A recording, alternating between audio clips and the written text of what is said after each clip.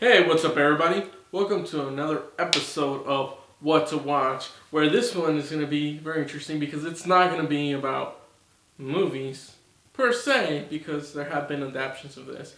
This is going to be of something that you need to see, or in fact, as well read, and that is some comics. Now, I know what you're thinking. What? Just comics? Like, how is that going to be entertaining? Well, I'm going to be recommending you some of the best comics out there, but of not just any old comics. One in particular of one of my favorite characters, favorite villains of all time, and that is, of course, the Joker. Exactly. So, some of you may or may not know who the Joker is. Should be strange if you don't. But in case you don't, I actually have quite a few recommendations of comics that you should probably read. Now, if you're not sure who this, Joker character is, or what he represents, or anything actually about him, then you should definitely check out this comic. And trust me, it will be quite interesting. This one kind of tells you, I guess, how the Joker not came to be, but first appeared against Batman. His first appearance in Batman. This, I believe, a standalone issue, so you can get this. I know that there is another one that you could get, but we'll save that one for later.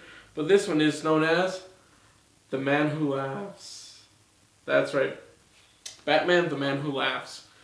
Now, in this story, it shows Joker, in a way, doesn't tell you his origin story, but it tells you how he first got to Gotham and what was going on in him facing Batman.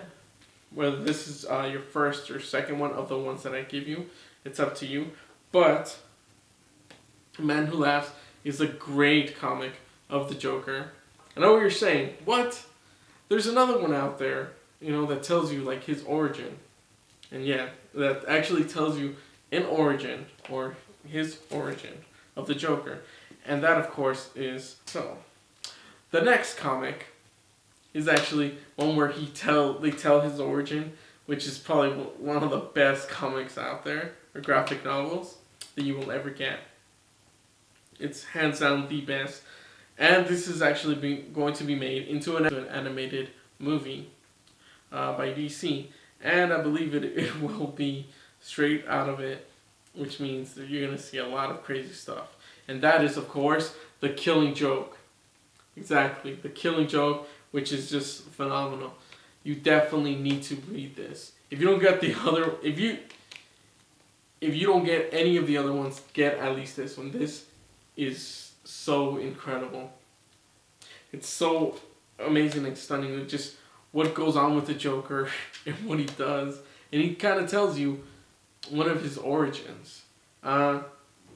Which some of you may have heard of, like, oh, he was dropped in acid, or maybe he was like a gangster, if you've seen previous movies.